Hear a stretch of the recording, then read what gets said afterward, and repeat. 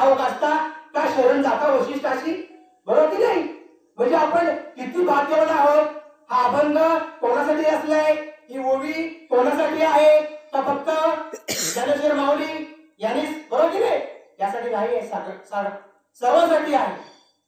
सर्वांसाठी राम दिहादी एक सूर्यप्रकाशक सहस्रश्री, सर्वांच्या हृदयामध्ये राम आहे. आणि तो राम आत्मा राम रूपाने आहे. राम राम राम सर्वही म्हणती, कोणी न म्हणत ती आत्माराम. मग आत्मारामाला ओळखावा म्हणून ही ज्ञानेश्वरी आहे. तर रामाची ओळख व्हावी म्हणून आहे, बरोबर की नाही? हा, खरोखर खूप आनंद आहे आपल्याला की आपल्याला या अखंड हरीची ओळखही झाली, अखंड नाम पण भेटलं आणि आपण तो आनंद लुटतच आहोत.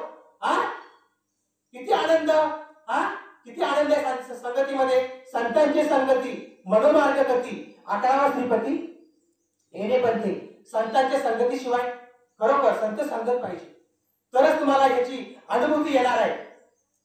आणि ते नाम हे तत्व आहे, हे शब्द नाही, हे तत्व आहे. आणि ते जर नाम तुम्ही दृढ जर धरलं तर करोना येणार. कोणाला येणार करोना? कोणाला येणार? हरीला येणार, बरोबर की नाही? हा, म्हणून म्हटलेलं आहे ना की ते तत्व तुम्ही दृढ धरलं पाहिजे, चिंतन झालं पाहिजे. ज्यावेळेला प्रबोध भेटला, प्रबोध भेटल्यानंतर त्याचं चिंतन घडलं पाहिजे. चिंतन दररोज अर्धा तास, 1 तास, तरच तुम्हाला 2 वर्षांनी, 5 वर्षांनी, 10 वर्षांनी प्रबोध भेटणार आहे.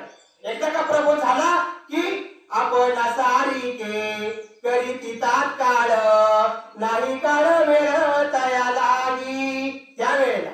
त्यावेळेला सद्गुरू तुम्हाला आपला सारखेच करतात. कधी? बोध झाल्यावरती.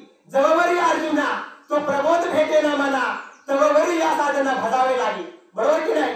हा, भगवंत म्हणतात अर्जुना, जोपर्यंत तुला बोध भेटत नाही तोपर्यंत तुला मला भजावंच लागेल. हा, प्रबोधाच्या नंतरची स्टेप आहे.